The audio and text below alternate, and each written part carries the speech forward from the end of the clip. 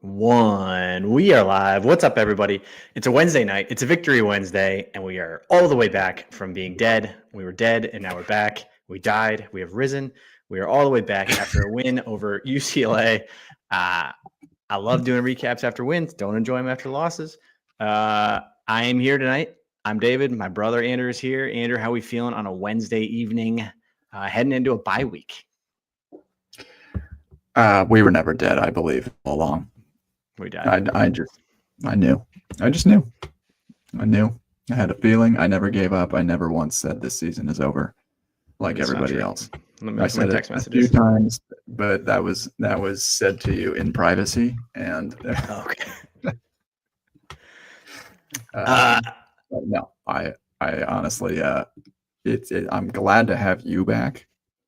Last week, I died you personally. Were just a mangled corpse of yourself. And I probably should do better as a brother checking in on how you're doing, because I feel like your mental health was just in the sewer. I mean, just in an absolute gutter, just yelling at the kids, screaming at Holgerson in your sleep. I mean, it was a tough week after USC. But what did I tell you? This season is not over. We've got a better bowl game to play for. We've got the future to play for. And what difference a week can make in the psyche of Husker Nation. I don't care how just pitiful UCLA is. Doesn't matter. We took care of business. And we just looked like a more physical, more complete football team. And that just let it feel good, you know? We got a lot to cover tonight. We're going to cover Lateef. We're going to tell Emmett Johnson and the Heisman campaign. We are going to cover a full UCLA recap. Talk a little bit about what this means for the rest of the season, the back half of the year, or back half, the final two. We got Penn State. We got Iowa. We got some bowl game options. Before we get into that, make sure you guys check out HuskGuysStore.com. We got awesome gear. It's coming up on Christmas time. We got our gift boxes that are going to be back live here just in time for Cyber Monday, Black Friday sales that are coming up. So check out HuskGuysStore.com. And as always, follow us. Check us out on Twitter, on Facebook, on Instagram, TikTok, YouTube. Subscribe to our channel. We're over 150,000 followers across all of our channels. We're very proud of the growth that we've had, and love all of our fans and followers that have followed us over the years through this epic roller coaster. So HuskGuys.com, as well as check out all of the HuskGuys channels that we are promoting the positive vibes as much as we can for this Nebraska football team. So that's where I wanted to jump off and start with is I did die last week. I have for those who have followed us for a long time, you know, like I ride a very emotional roller coaster. I don't have the emotional maturity to like podcast after games or talk after games. I sort of just spiral pretty badly. I take them very personally. And the hardest loss for me every year is the one that mathematically eliminates us from the playoff, from contention, from anything like that. Right. I know it's completely irrational. I know it makes no sense. I know that like you go into the season and the realistic expectation is, 6, 7, 8 games. I go in every year thinking we're going to win, and I think we can win it all. And I think when then that reality hits that there's like absolutely no way that we can win, I take that loss very hard. That loss was the USC loss. For the entire Frost tenure, mind you, we lost the first game every single season. So I actually experienced this like devastation in September 1st or 3rd or whatever it was every Frost season. So the fact that I made it all the way until November 5th. Oh, this is a nice reverse pat yourself on the back here. Yeah, to me. Well, we made it all the way November 5th. Shout out to myself for holding it together. We played all the way until November 5th, meaningful football.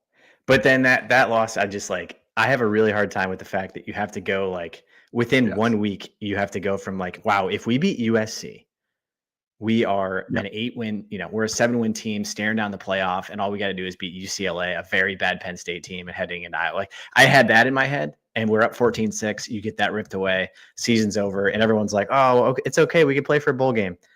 Doesn't do it for me. But I've been pulled out of the depths by that unbelievable UCLA performance. I just have a hard time going from like, we're playing in the playoff to like, oh, I hope we go to Tampa. It's just not like, doesn't get me going. So that's my own like emotional roller coaster that I've been on the last week. So Andrew did a solo pod because I just don't have the emotional maturity to pod after a loss. But that's it. just got out there and went for it. There was still a lot to unpack. Truly, you hate to say it, but we lost and we deserve to lose. The USC game, it just stands out as another game where it's like, I think we're closer than we realize. Like we're right there with these top 25 teams. And I know we've been saying that over and over for and 10 over years. and over and over for 10 years. But we didn't play all that bad. We just kind of couldn't close the deal. But I mean, the fun hypothetical that you can throw now is, what if Lateef started that whole game? Or conversely, what if Raiola played the whole game? And like you can kind of like tease that out a little bit. Who knows if it makes a difference? We lost the game, whatever. I'm moved on. But the fact is, getting this win at UCLA and looking as we did, here's a statement. Probably the best the offense has looked since the Akron and HCU games. Without a doubt. It's the best. It's far and away the best we've looked in a Big Ten game. In a Big Ten game, yeah. Absolutely the best we've. This for Maryland, I guess, like for the offense. But Maryland, we had 3 interceptions. So 3 interceptions and just some weird games. No, I think, and I think the surprise coming into it, we can jump right into Lateef, is I think I was very down. Raiola broke his leg, and we wish him a speedy recovery. Yes. He breaks his leg, and the performance that Lateef had at USC, I legitimately thought he looked like an 8th grader. I just was like, he was not ready for it. He couldn't catch a snap. He couldn't do a basic handoff to Emmett. And then every time he ran the ball, he got clotheslined, and I thought he was going to break his neck. So I'm coming out of that game like we're out of the playoff, and the season's over, and our quarterback broke his leg, and we have an 8th grader playing quarterback. So the fact that Lateef shows up to UCLA and scores every time he touches the ball, completes every pass he throws, and makes this offense look like we haven't seen all season. It was the most shocked I've ever been. Like, I knew he did well because he did well. He did well at Akron. He did well at HCU. But I like watching him get clotheslined at USC and being unable to hand the ball off to Emmett. I was like, we're going to lose by 5 touchdowns. He does look about 150 pounds. And he is soaking wet. At some point, that could be a problem, like as soon as next week. But yeah, no, I think just watching it and then watching the extended highlights, just focusing on Lateef, like probably the biggest thing that stood out to me was how rolling your quarterback out with designed, bootleg and rollout passes can lead to 0 sacks from the same O-line that gave up 9 to Minnesota. Correct. That is a big difference. And then number 2 is what Lateef does for Johnson and what Johnson does for Lateef. And then number 3 is, and Rhule touched on it, the O-line is actually pretty good at run blocking. Yes, correct. And that is their strength. Like, we have a good interior O-line. Like, it's been a tackle problem all year. Like, people say it's the whole O-line. It's more so just our tackles. And Gatula was so bad. And he got scores of like 0 on the season in pass blocking. But an okay run blocker. Pritchett, same thing. Like, he's not a great pass blocker, but he will maul people running the ball. And I don't know why it took so long, but we just have figured it out these last 3 games that Emmett Johnson is apparently a Heisman caliber running back. It's an he's going to be a first team All-American. Very well could and should at this moment. The next 2 games are going to dictate that. Like, that's correct. You're about to play the best 2 defenses you might have seen all season. So, let's take everything with a grain of salt here. The final thing, I guess, is that our wide receivers and tight ends also kind of getting in on the action. Like, I don't know if you've seen Dane Key and Hunter actually sprung Emmett Johnson on that long screen pass and stuff too. So the way that the offense kind of lifted itself up off of the mat and rose from the ashes a little bit there I think that was the most encouraging thing, was not so much that it was just like the Lateef show. He only threw the ball 15 times, but more so like Holgorsen realized, okay, we're decent at running. They stink at stopping the run. Let's just go to town with our Heisman caliber running back, and let's keep it really easy for Lateef. Like none of these plays were like complex. But that to me is like, this is where this whole thing has like been a shock to the system, watching him play, because I feel like it's a thing we've been ranting about on this podcast from the beginning, is like when Raiola like drops back, he has 9 reads and he's looking off a tight end and he's looking deep and he's looking short, and it's like I feel like they just keep coming back to like, he's so smart and he can process the defense and he changes the line and calls the line of scrimmage. And then when he drops back, he's got options deep and they're crossing routes and all sorts of stuff. It's too much. Sure. It's too much. And then he gets sacked, and he gets sacked 9 times because he's sitting back there and he's reading 10,000 things. That Lateef is doing what we have seen Julian Sayin doing, and that's what Fernando Mendoza does. And what it's like, what's his name? Ty Simpson down at Alabama. It is literally a snap, 1, 2, make a decision, throw, done. That's it. Yeah. Roll out, first read, throw. And it's like, I get it's like quote unquote vanilla. It is you got your first read, you got your second read. If they're not open, you run. And it's like, that's impossible to stop in the college level. You don't need like 900 reads. You don't need to be Aaron Rodgers back there, which I feel like they've turned Raiola into, because he's so smart and he's so bright and all these things. Right. That this idea that you just like, the Dane Key crosser towards the end of the game, it was like 1, 2, 3. He runs across, he leads him, throws it in front of him. He's got it. Sure. He rolls out to the right. Yeah. You've got Hunter like rolling out towards him. I just feel like that level of like, they dumb down the offense, but like, why is the offense so freaking complex? It's like, I think it's also like a style thing. I think Lateef, obviously the mobility adds a huge dynamic, but you can tell that he is basically only going through like the 2 progressions as opposed to like, great. Right? I know I know.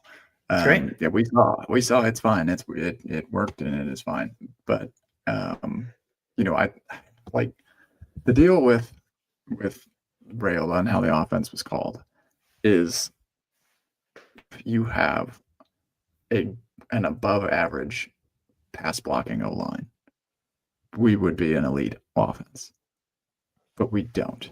And so if you hold the ball for longer than 3 seconds, I mean, Raiola's 3rd in the country in completion percentage. We know he can complete the passes, and that's with getting sacked every other play. Almost 10% of the time he passes. Yeah, but how many of those sacks are his fault though? He runs into linemen, he can't scramble away. I don't know. I just thought there was an element of that is absolutely all true. But the point stands, like, you in college football, you can run a pro style type offense, which Holgorsen clearly wants to run a little bit of. You can do that if you have an O-line that's as good as Alabama's, or if you have an O-line that's as good as Ohio State. Sure. Like Julian saying, will pick you apart if you give him a little bit of time, and you just have these receivers that are better than the other team. And then that's your running game, that's your passing, whatever. You can do that in college. We don't have that though. I guess that's where problem. That's where I'm stuck. And is Lateef, like, we're not going to get it. Like Lateef can absolutely cover up your flaws big time. We're not going to get it next year. Like, we're not just going to magically have 5 All-American. It's not magic. It's not the transfer portal. Well, fair. But I just, maybe that happens in the offseason. I don't know. I just am like watching him. Yeah. It's like that ability that, and so many teams have done it to us, that if we are like, and now I actually want to pull up this stat that I had of, I mean, how many times have we completely shut down? We've completely shut down the passing game of most quarterbacks we played. And I looked this all up. But then when they run the ball, it adds an entirely different element to our defense. It stresses you in an entirely different way. Here it is. Okay. So this is like a bigger quarterback breakdown. We have held on the defensive side. We're jumping around, but this is like all related to Lateef. We have held to season lows. Brendan Sorsby had 69 yards. That's the lowest he had all season. Mayava had 135 yards. That was his season low. Yeah. Childs had 85 yards passing. That was his second lowest. Underwood had 105 yards. That was his second lowest. Lindsey was his 150. Stone 150. And then Iama Lueva 191. But every single one of these guys was able to make up for that with Sorsby had 96 yards rushing. Mayava had 62 yards rushing. Nico had 86 yards rushing. Every one of them put up 100 yards on the ground because when you take away the pass, they can run. Raiola cannot do that. Lateef can. And I feel like that element of your ability to add the element of the rush as a quarterback just changes everything from the offensive standpoint. And I don't know, it makes it the way that offense was moving on those first four scoring drives. I was like, wow. It is very interesting at the macro level, just because. So I don't know if you dive into advanced analytics on the NFL as well, but this season, at least as of a couple weeks ago, featured the most quarterback scrambles at that point in the season of all time. And so there is like a big priority in the game just as a whole being placed on on exactly what Lateef did. Like, use your legs as a weapon, stay safe and get out of bounds or whatever. But look at the best quarterbacks in the NFL right now, and that, like, it's almost like a college game kind of trickling upwards to the NFL. Like, all of these guys at the very top are mobile. Like, Mahomes is actually rushes the ball pretty well. Herbert is doing the same. Josh Allen, Lamar Jackson. Like, of those top 15 quarterbacks, most of them actually use their legs pretty effectively, with exception to, Goff and Stafford and stuff. The point is, like, at the college level, the same thing is happening, but on a much broader scale. It's just, you don't have like this confinement of resources that's consolidated in the NFL where like all the good offensive linemen go. Yeah. You have much worse offensive lines. You have to change your scheme. You have to have mobile quarterbacks. And like, Nebraska has an atrocious pass blocking offense. So how do you cover it up? You just get somebody that can run for their life a little bit better. And then your offensive line gives up 0 sacks. But I just thought it was even like the play calling was creative. It was everything that I feel like I haven't really seen from Dana of like, I mean, we were running wheel routes to Emmett Johnson out of the backfield. We were running screens back to Emmett Johnson, the roll right, throwback left, the crossing routes, like the simple crossing routes across the middle that Dane Key was running, Hunter was running. It was everything I was hoping Dana would be. And I just feel like we haven't seen that. It ends up just being this kind of frustrating, like kind of meandering offense. But this was like an attacking run, running Emmett Johnson, feed him the ball, feed him, get Lateef rolling out wide. I just thought it was extremely well done. I think that the hard part about this is UCLA is probably terrible. And I think it's like it's probably a similar level of like the optimism coming out of Akron and HCU. I think, you can anchor a little bit on UCLA. He's played against HCU. He's completed like 96% of his passes this year because he just has like nobody's ever batted the ball down. Is it 85? Oh. But yeah, he was 13 of 15 against UCLA.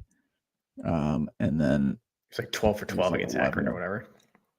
Yeah, 11, 12 or whatever in that game. But he completed his first 11 passes, didn't he? Or at least his first 10 against. I mean, I'm burnt. Like I'm nervous for Penn State and Iowa only because he looks terrible against USC, and that's my like. Exactly, and so it's like you have to caution all of this with like, we'll see how he does against Penn State and UCLA. It was more, or Penn State and Iowa.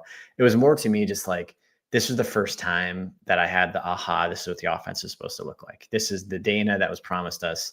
This was like the effective offense, like let's pound the ball and go forward, run the ball, roll out, throw crossing routes. And all of that was exciting to me of like, this is the Dana we were promised. This was like the team that I thought we were going to be. It's like the one, it's like the Scott Frost Northwestern game when you're like, there it is, there it is. And we only won by 1. We only scored 28 points, but we scoring on 4 straight was just like, that was awesome.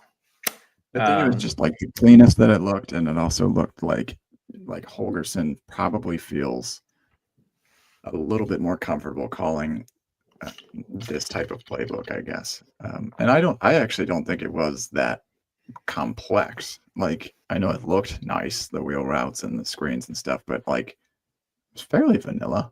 I mean, we ran the ball. Like, I think we ran less than 60 offensive plays. Yep. A majority of them were runs, and Lateef only threw 15 times. But I think better. It was better executed, and then when Lateef ran, we were like, "Oh, I'm saying, like, think about the games new to account for." The single most frustrating games we've had this year, Minnesota, what'd they do? Nothing. They just ran it at us. They ran bootlegs. They ran crossing routes. They ran slow drags across the middle. I'm fine with that. Like, I'm totally fine having 4 plays in this entire offense. Like, I feel like we've created this monster of, like, it's like, oh yeah, Minnesota's boring. It's like, they beat us. Michigan, they didn't do anything.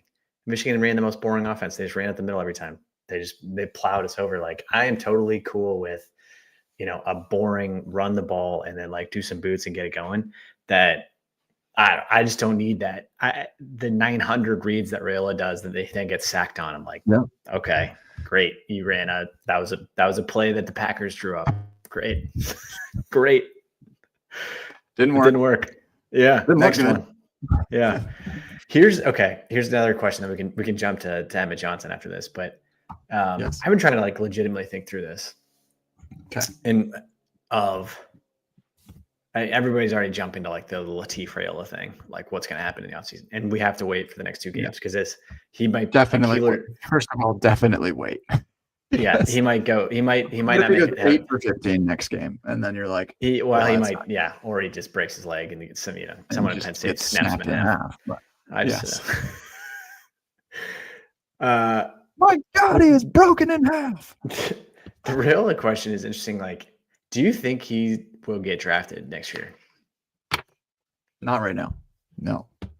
At this like if you said at this very moment, no. I mean, I could, like 7th round, 6th, 7th, somebody takes a flyer or something at best. Next year after his junior year. Oh, yeah. So okay, after next year, yes. In like a high round? Actually, no. I think he needs 2 more years. I really actually do. Like, yeah. And again, that's me right now speaking. I might say something different next October or something, but like right now, I don't think that he's going to be able to like rinse what we saw this year fast enough in 1 year's time. Like, I think most NFL scouts are going to tell him like, ugh, unless he just like puts it all together. Because again, he's third in the country in completion percentage. He had 2,000 yards passing in 9 games. Like, he's good. He is. In fact, he is very good. Yeah. But he needs to get out of his own head, and we don't really have the personnel right now to support him. So, like, if he's going to be here next year and he's hoping to get drafted, it's got to be like now he's developed. Like, now he's more polished as a passer. Now he knows how to get rid of the ball. It'll be interesting to watch because I think ever since he committed, for one, I just thought he was on 1-year rentals. I was like, he's going to transfer after his freshman year. He had transferred to 4 high schools. Like, he'll transfer freshman year, he'll transfer after sophomore year. Like, the fact that he keeps staying, I think, is great for us. But then I thought, like, at the most we'd get him for 3 years and he'd go to the NFL. And then I think when you look around college football and you watch these guys who are going to be Julian Sand plus Ty Simpson and Fernando Mendoza, like, they're breathtaking. They're just like, they absolutely fire the ball. They spray it all over the field. They complete just as many, if not more, throwing downfield. They throw deep balls, like, they're clutch. And that level, I just don't see him at yet. But now, especially as I think through that, if he's not going to get drafted after junior, we could get 4 years of him. And I think he could be extremely good after his 4th year. Right. But that also comes back to Lateef of like, does Lateef stick around for 3 years knowing he's going to back him up that whole time? I think that'll be the equation that plays out over the next 2 years. On years. the spot here, just to play a fun game. Who is Nebraska's starting quarterback next September? Don't know. I think is Lateef on the roster next September? I don't know. I say that confidently because I think Rhule is like, he's betting his career on Raiola, and I think he can't just like I don't think he can just rip the ripcord right now and go with Lateef after one game or 3 games or whatever. I just think he's all in on. He's all in the family. He's got his uncle as the coach. He's got his son or his brother coming. Like I think he's a starter next year. Getting Raiola on campus without Dylan is it's hard to even envision that. Right. So that's, I don't know. What's your answer? That's my answer. I think the only way, my answer is it's Raiola again, which some people are going to be, a little bit up in arms about, forgetting that he's pretty much one of the elite college quarterbacks. He's just not as good as we need him to be, and he maybe doesn't fit the personnel well. But I think it's him. It is the only way that I could see things changing is if Nebraska says, or if Lateef balls out these last 2 games, because the transfer portal opens on January 2nd this year. He leads us to a bowl win, and Nebraska says, I'm sorry, Dylan, we're going in a new direction. Because financially, I think we are tied in deep. His sister's in the recruiting office, his uncle's on the staff, his brother's coming here. Ed was a legend here. Yeah, and not to mention, he still has an NFL arm and talent. Like if he progresses, he's going to the NFL. Like that's what else could you want? But is he the best for the current system? Right. I think that answer is going to end up, we're going to find out in the next 3 games. Like, it's not going to be UCLA that determines that. It's going to be like, if Lateef goes out and beats Iowa, no one cares about Raiola anymore. I'm sorry. I love him. I think he's the best quarterback that I've ever watched, just from a pure arm talent perspective at Nebraska. Like, truly. Just pure throwing the football. He does incredible stuff. But if Lateef goes out and beats, I would even just venture to say 2-1 in the last 3 games. Honestly, like beat Penn State at Penn State would be crazy. Beat Iowa, that would be huge for us. I don't even need to say why.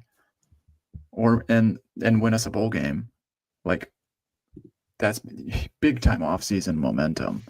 And then I just wonder, does the pocketbook start to shift? Because like right now we've got almost like an NFL franchise problem where it's like money, like the capital gets invested into who you want. Right. You can't pay Raiola and Lateef anywhere close to the same. Yeah. And have them both here. There's a play. There's a play like this will work out the way it's meant to work out. Like I guess I've got a feeling, based on what we saw in the USC game with Lateef, I think he's going to come back down to earth a little more for Penn State and Iowa. I just think Iowa's extremely good. They shut down Oregon. They're extremely good.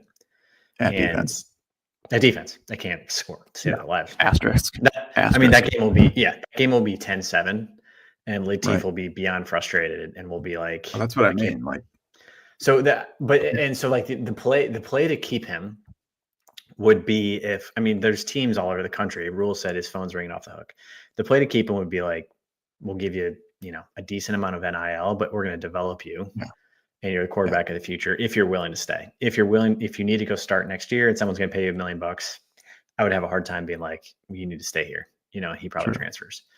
Yeah, I think you're right. And I think the other approach is like, okay, I don't think he's, a multi-touchdown effort against Iowa and whatever and stuff. Like, I agree. And I think then fans are going to say, oh, okay, like maybe this is why he's just a freshman. Maybe I shouldn't have gotten ahead of myself. It's okay. I do it all the time. Literally every single Saturday, get ahead of myself. But the way that you approach it is like, after next season, we're planning on either like turning things over to you or like, Raiola is either going to the NFL or we might let him walk. Here's the other, that's what you have to say. Here's the other massive financial variable of this entire thing. And we're 29 minutes in here and we have not yet talked about Emmett Johnson. That has been the other thing that has pulled me back from the grave is the fact that we all of a sudden in week 11 have a Heisman finalist at running back. Emmett finishes the game 232 all-purpose yards, 28 carries, 129 yards, and a touchdown. First Husker since 2017. First Husker since 2017 to have 3 straight 100-yard games in Big Ten play. He had 3 catches for 103 yards, 86 of those after the catch, and he's the first running back in Nebraska history to have 100 yards rushing and 100 yards receiving in the same game. I mean, that's unbelievable. Johnny Rodgers never did it, which is crazy to me. Rozier, none of those guys. Right, Rodgers. So he's Big Ten Offensive Player of the Week, Maxwell Award National Player of the Week. He leads the nation in yards from scrimmage, 1,400 yards. Second in the FBS in total rushing yards. I mean, we've been saying run the ball. I've got the hat, run the ball, shop HuskGuysStore.com, shout out. Second in the FBS in total rushing yards. We have a running back that is second in the country in rushing yards. Definitely the best running back we've had since Amir. Rhule's on the PR campaign, should be a Heisman candidate, Doak Walker finalist, and he's got to be the number 1 favorite to be first team All-American. I mean, talk about next year. Like, does he make $3 million to come back next year? Does he go to the NFL? I don't know. This to me is crazy because he was not on anybody's list preseason. I was nervous about him coming in. I thought we had an excellent quarterback coming in. I did not think we have a running back that was going to survive the Big Ten.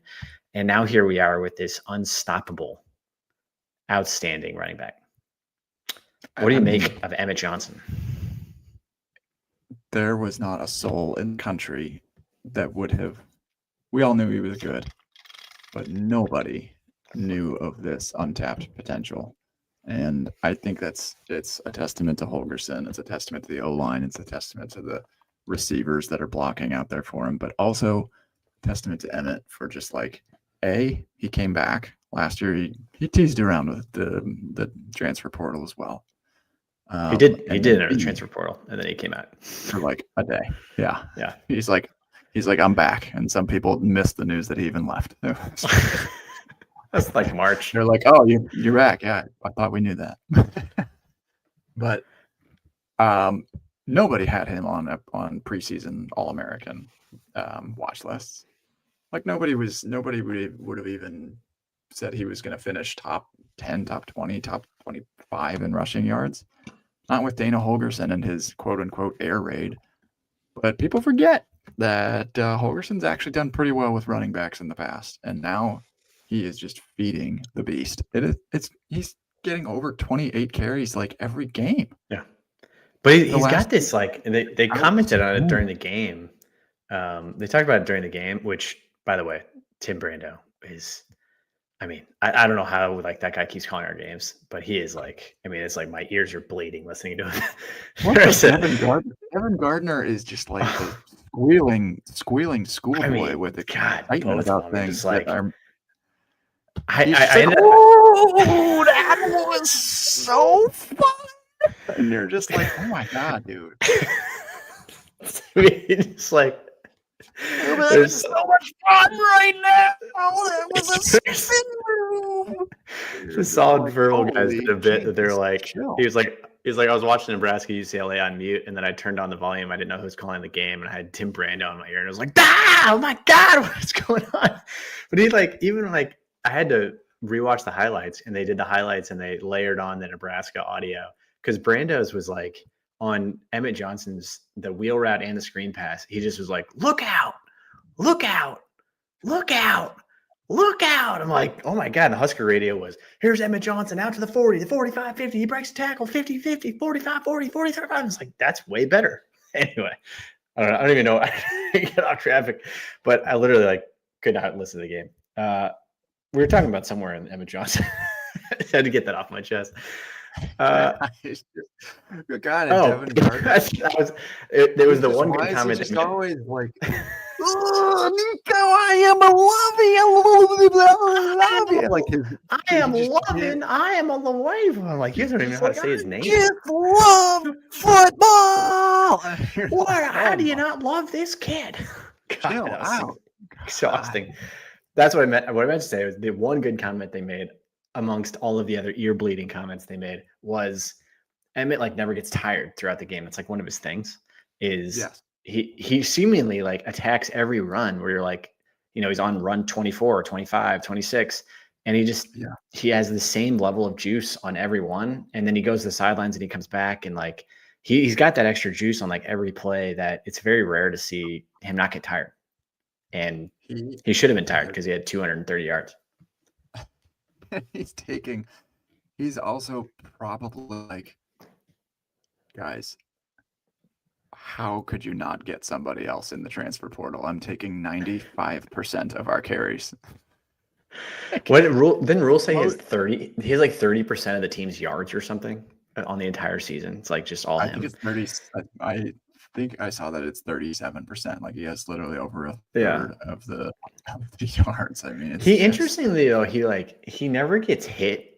Knock on wood, but we're 10 games in, and he never gets nobody ever gets like a clean hit on him. Like he never gets his like clock cleaned. He's so shifty and like kind of has that like Barry Sanders thing going on that it's like nobody ever clocks. He doesn't preserves himself very well. I mean, like the deal is, it's incredible that he is a workhorse back because I don't think anyone really saw that coming as much. Like I think everyone knew he was good. I don't think anybody would have seen that he would just develop this quickly. EJ Bartholomew is making him look awfully good. It's a great story. Yeah. I mean, an unrecruited kid from Minnesota. It's a great story. Totally. Yeah. Didn't get offers from Minnesota when he was up there. Mr. Football. Crazy. They were down the street. What I was going to say is the NFL versus Nebraska is going to be a very interesting battle. And what we were talking about right before the show is, I think, a super interesting storyline of what Rhule was talking about. They covered it on SI on the Husker Corner. Basically, what I think happened, which is happening around the country, is there's a lot of coaches that don't want to stay where they are unless they get some significant NIL investment. Like, we got it, baby. It's becoming part of the deal. And he went through this extension, and I think basically in this presser this week, he was like, well, we got the pocketbook a little bit more now. I think it was probably all part of the deal. Like, we didn't pay him anymore. And so what I'm hearing is, and I don't want to get ahead of myself, but maybe we do have the money to keep TJ. I mean, maybe we do have the money to keep Lateef. Maybe we do have the money to keep Raiola and Lateef. Like, maybe we do have the money to keep like Hunter. Hunter's getting calls. Yeah, I know. Hunter. I'm worried about Hunter. Guys. So we've got to re-recruit and fill up the pipeline in the transfer portal. But like, I don't know. I'm not saying it's impossible. Like, Emmett is such a down-to-earth dude. Maybe he is someone that, like, okay, you give me $1 million or $2 million, I'll stick around and get my degree. Well, I think that's what's interesting about him, because he's probably not like a first rounder. He's probably not a second rounder. But if he plays his way up to be like a third round, like I was trying to sit there, if I'm his dad or if I'm his like advisor, like the way he's rising right now, I'm like, he probably should go.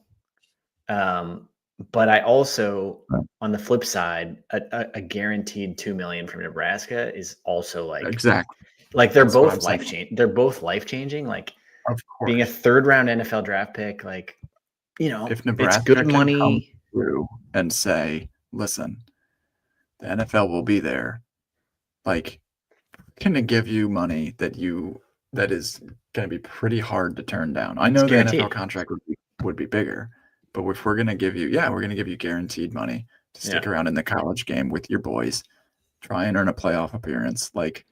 There is definitely something to be said for that. He's going to be on every All-American watch list next year. He'll be like the feature back again. He'll be on Heisman watch lists. Like after the year that he's having right now, I don't know. Maybe that is enticing for like a young guy to.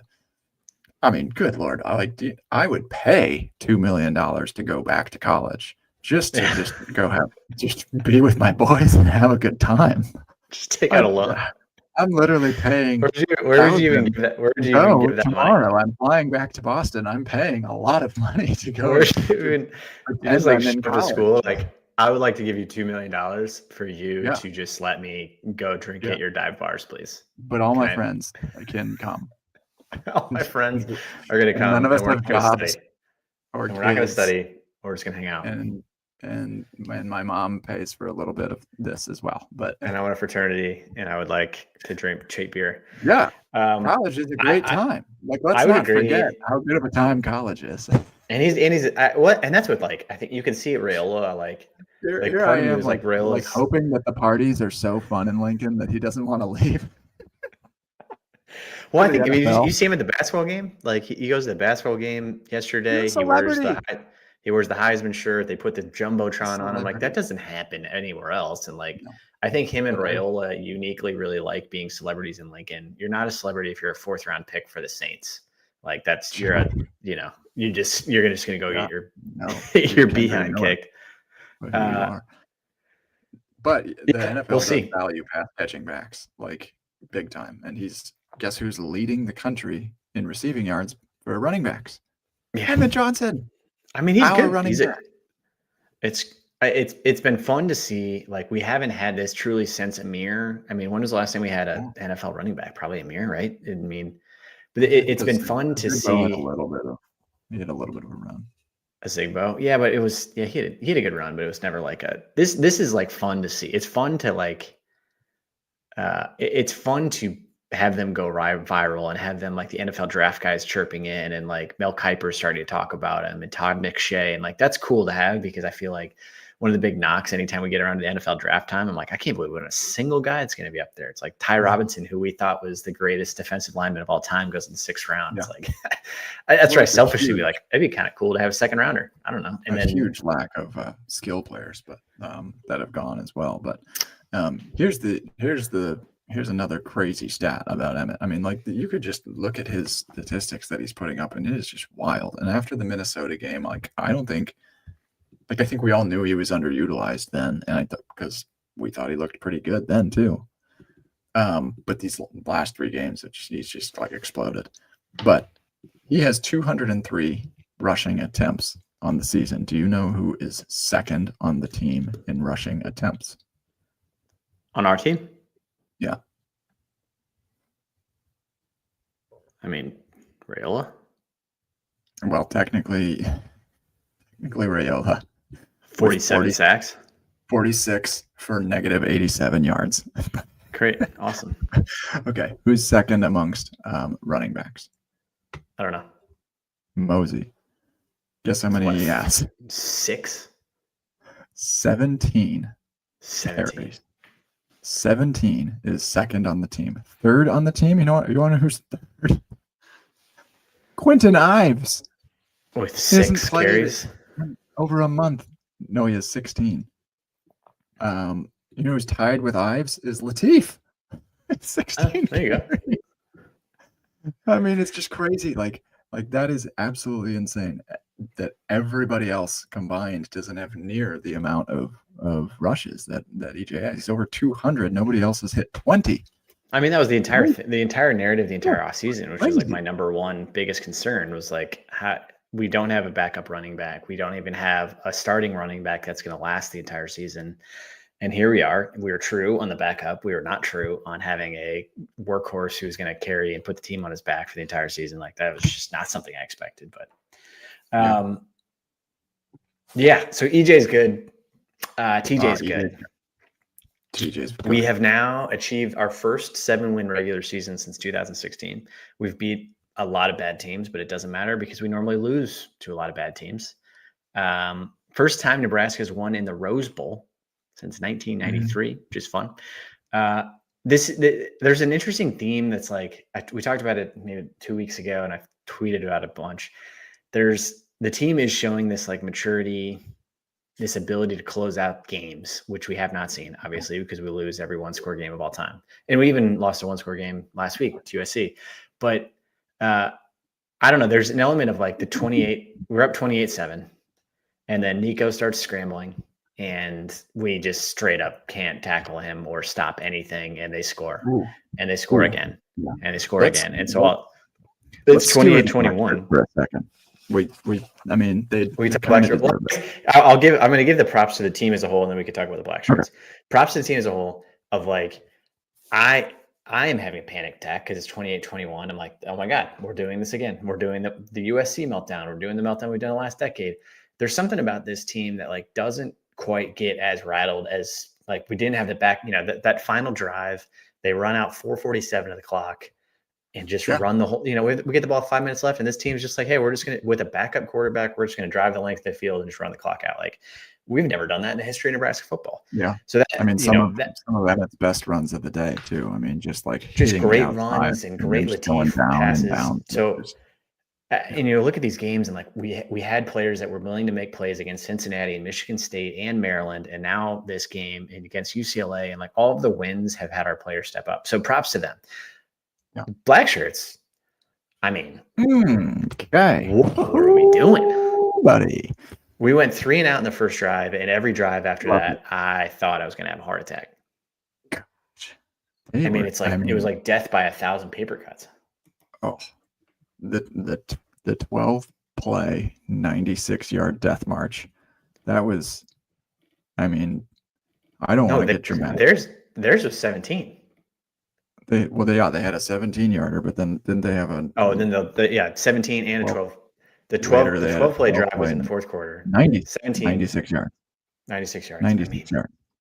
To make it 28-21. That's when I was tinkling in the pants a little bit. It was just crazy to watch, like just the lack of ability and athleticism, I guess. Like McCullough, we missed so much.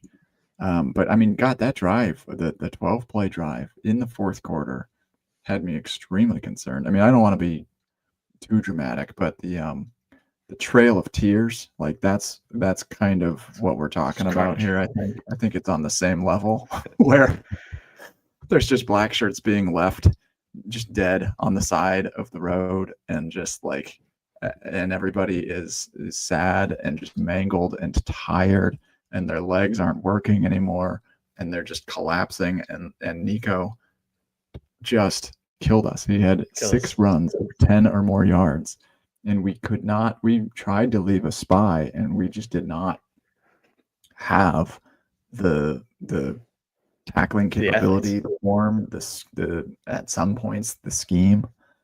He didn't really pick us apart in the air, but he just had so many scrambles. And third down conversions and completion. It's also like it was a weird game, and as all these Big Ten games are, where like we had 60 plays, they probably had similar, but they only had 1, 2, 3, 4. It was 30-30 in time of possession. They had 7 drives in total. One of them was a 3 and out right off the bat. But then they go 17 play, 75-yard touchdown, 9 play, 40-yard. Then they got downs, which is that fourth down that, unfortunately we stopped. But then they had a 13 play, 51-yard drive, and they fortunately missed the field goal. So like each of their drives is a 17 play, 75-yard drive, 9 play, 40-yard drive, 13 play, 51-yard drive, followed by a 4 play, 69-yard touchdown drive.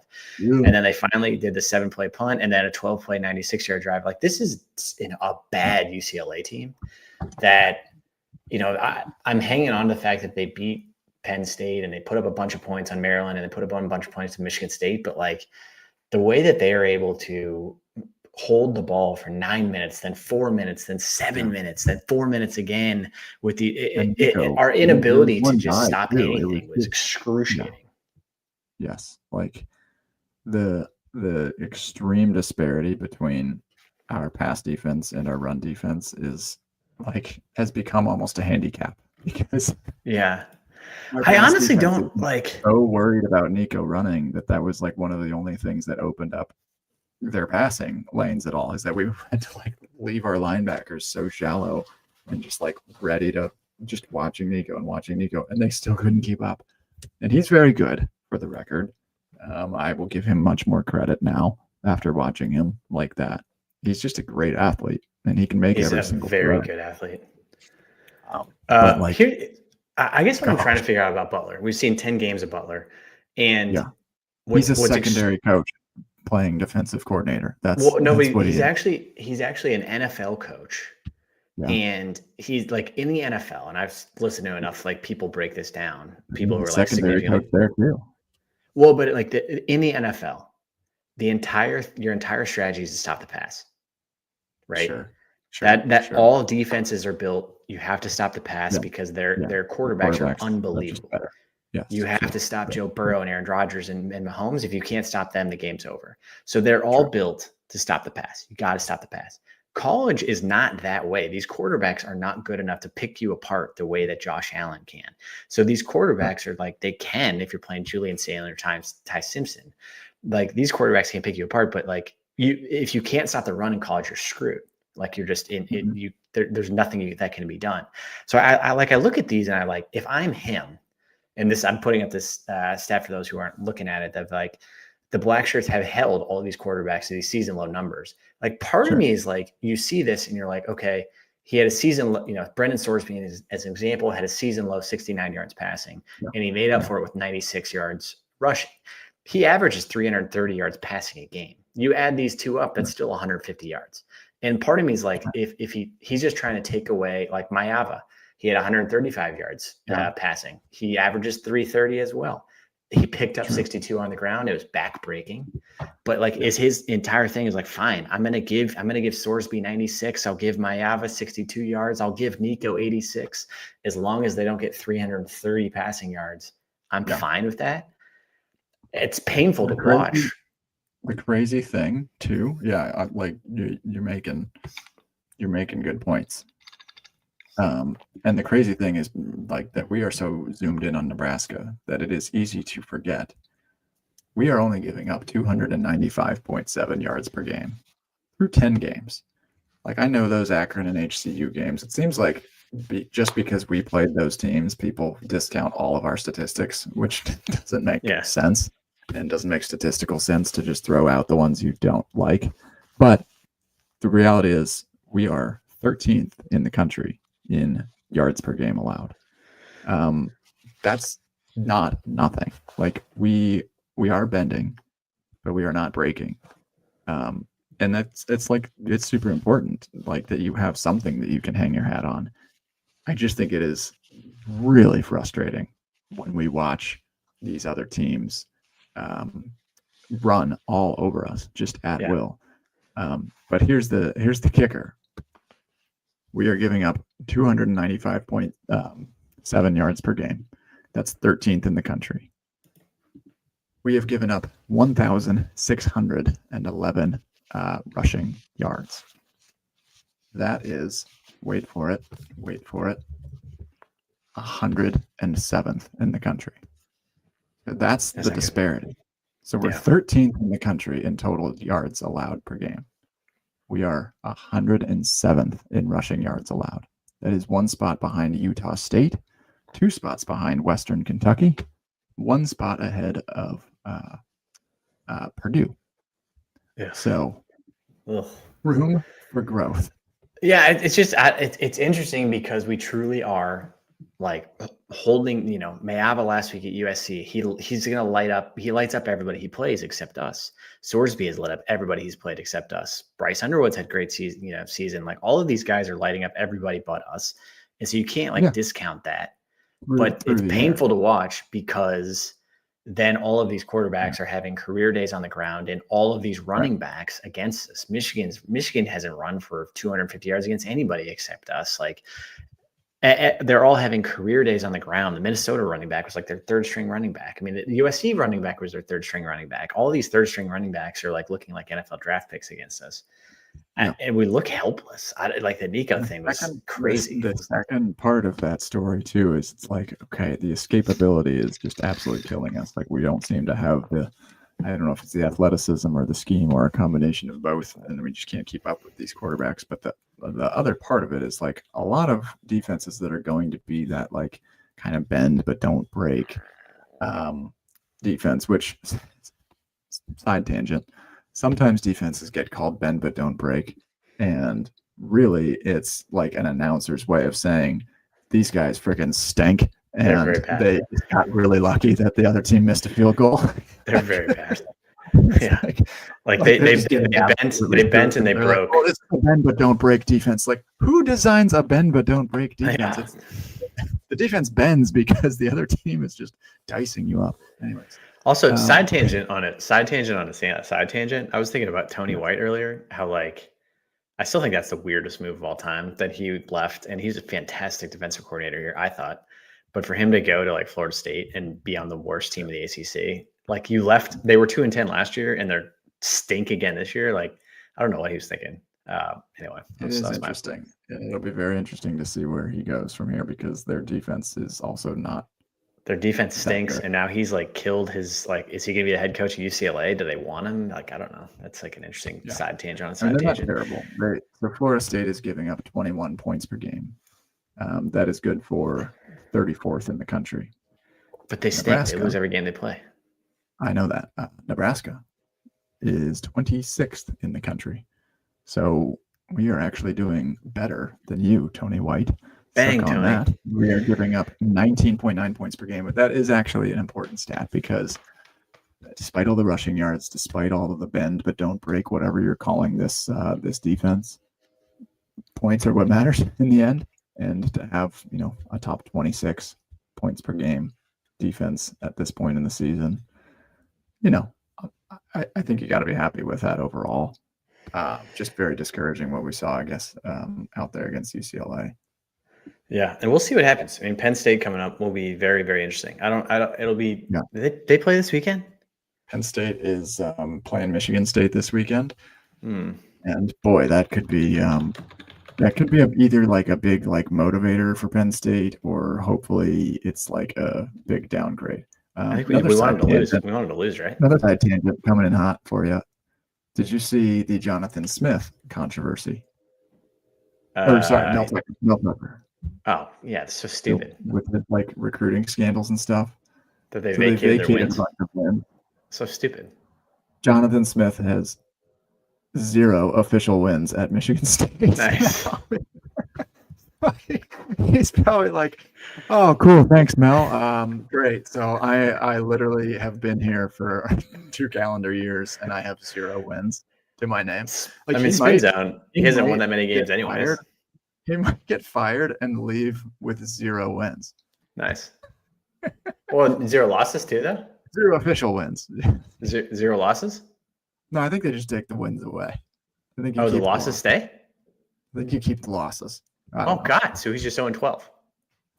He's just he's definitely he's official, by the official book. Wait, does the other team get a win? Or does the other team that they played get a win? No, I think they just take it away. Just disappears. It's like Reggie Bush losing the Heisman. Everyone knows he won it, but technically he didn't. Which the whole thing is remarkable that Michigan didn't get penalized at all for stealing everyone's signs and winning a national championship. And then Michigan State, who may or may not have recruited and nobody even cares. The fact that anybody even cares about Michigan State, who's completely irrelevant. The fact that anybody's even looking into this. It's oh, we're going to vacate your wins. What? I didn't even, what? They're I don't even, who cares? This game's already happened. Yeah, that's so dumb. We all know who won. All right, so Penn State, we need them to lose to Michigan State, which they probably won't, I would imagine. But also, I just want this Penn State. I want this Penn State team to be I want them to completely give up. What I saw against Indiana, I did not like at all. Okay. Yeah. I'm saying Penn State almost beating Indiana. I did not like that at all. That was not fun. Okay. That you have a good point there. That makes me very uncomfortable. I think I get the whole, oh yeah, you gotta beat the best. You want to beat the best. Yeah, I do. I also want to go in with a little bit more confidence, I guess. But I think we can do it. I think we'll probably do more Penn State preview next week, unless you want to do any tidbits right now. No, I'm more just looking at the back half of the year. So I just I'm just thinking about. It's time to enjoy the bye week. It's time to enjoy our lives. Enjoy the bye week. We got Penn State. We got Iowa. We got a potential bowl game that will either be here in Nashville, Las Vegas, Tampa. We are playing in a bowl game. We are playing in not the worst bowl game because we're not going to be 6-6, which is thrilling. And Yeah, We have to I do think another shout out to Husker Nation for making some of these bowl games even possible, by the way. Jim in Minnesota is TJ the next Jaden Daniels? He might be. Jaden Daniels might be the next TJ. That's right. Jaden Daniels the next TJ Lateef. I mean, gosh, Jaden Daniels, he just demolished his elbow. So if he comes back, TJ needs to eat like 7,000. TJ needs to eat like 7,000 cheeseburgers this offseason to get to like we need a little more meat on those bones, but just a lot of Fairbury dogs. But yeah, so Tampa, Nashville, Vegas are the three options. Yeah, Tampa, Nashville, Vegas, and like I mean, just the fact that like some of these better destinations are like, hey, 7 wins, that's plenty. You guys are fine. Like, we'll take you. It's because of Nebraska fans selling 25,000 tickets to the Rose Bowl or whatever it was. Like Sean Callahan seemed to estimate, 25,000 were Nebraska, and definitely outnumbered UCLA fans in their home stadium. There's 45,000 there. I was surprised it wasn't 40,000 Nebraska fans. Like I don't even think UCLA has 5,000 fans. I mean, the absolute coolest thing that happens for Husker away games is, it happened in Maryland. It's happened at UCLA. Like when a big play happens and you hear an absolute eruption on TV, a roar, as if it's a home game. And then obviously that's what it's like. I think it was probably going to be when Emmett was running down the sideline. Go back and watch that highlight. You're like, this is a sellout for Nebraska. Like, this is just crazy. And these bowl games, they want us to be good. They are going to be like fighting over Nebraska fans because it's all about money for them. And we know how to spend it. Yeah, it's just a glorified shout out to us for being number 1 in the country in polishing beers with the boys at the games. Number 1. I mean, we've got to have the number 1 away attendance, and we do have, at least so far. Keep up the good work, so people. Think about this. Think about how crazy this is. We've had number 1, $2 million in beer sales. So we've had 2 away games that were basically home games. Cincinnati in Kansas City had 55,000 Nebraska fans at it. And then UCLA's got 25,000 Nebraska fans at it. So like the only true road games we've played through 10 games are Maryland and Minnesota. So the Penn State will be like a complete shock to these player system. They're going to be like, what? Whoa, what are all these like white fans doing here? Like, what is going on? It'll be completely shocking. Out of a 10-game season, they played 2 true away games. This will be the 3rd. And then the bowl game will also be a red out, no matter where it is. I mean, I think Tampa will you get to Tampa, it'll be like a complete mayhem scene there. Be fun. But we're talking bowl games. Bowl games are fun. Winning games are fun. Boys are fun. I'm trying to calculate it just so I can leave you with one good hard stat. I believe I saw we sold 168,000 units or more than that for over $2 million. That is over 28,000 cans of beer and per home game. And let's see, $333,333 per game. So about $350K in revenue per game off of beer sales alone. And it's tops in the country right now. Probably the biggest movement that I've started on Twitter in a little bit. Tips on beer sales for NIL. How soon can we get that going? The bonus NIL tip are for NIL. Like, what are we doing? You're spending a very stupid amount on this beer as is. Like, if you're buying a $12 beer, you're already committed. You're already in over your head. You're already buying something that is worth $1 maybe, and you're spending 12. What's another 5? What's another 10? I agree. I think we should do it, but I also it seems like we round have cash. Round up to the nearest $1,000 and swipe your card.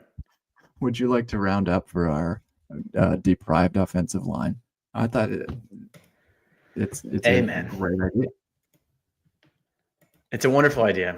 I think we should do it. I also think we should beat Penn State and then Iowa and finish with 9 wins, go to the best bowl game possible, and just keep Lateef headed into the offseason. You know what gets people to spend money? Winning. Winning gets you to spend money. All right. Shout out to everybody who joined. Appreciate everybody for hopping on the HuskGuys podcast on a Wednesday night. Enjoy the bye week. Enjoy a stress-free weekend. Thank God for a fun, stress-free weekend after it. Check us out, HuskGuys, on Twitter, on Facebook, on YouTube, Instagram, all across all the social channels. We got 150,000 strong. Hopefully you could be 150,001. Let's keep it going. Check out HuskGuysStore.com, especially coming up at Christmas time. Go Big Red.